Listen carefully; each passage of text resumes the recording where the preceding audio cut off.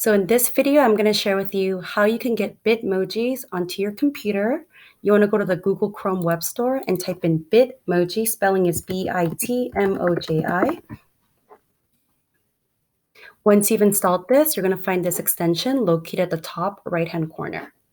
So here I'm on Google Slides. I'm going to go ahead and click on that extension. And you're going to notice that there are lots of bitmojis to choose from. Okay.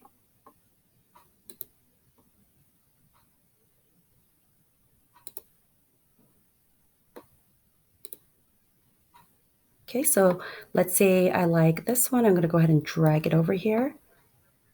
And if I could adjust the size.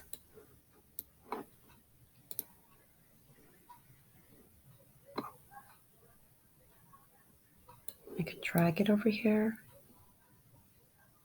Again, I could adjust the size. And then if I want something without text, what you want to do is you want to type in pose, P-O-S-E.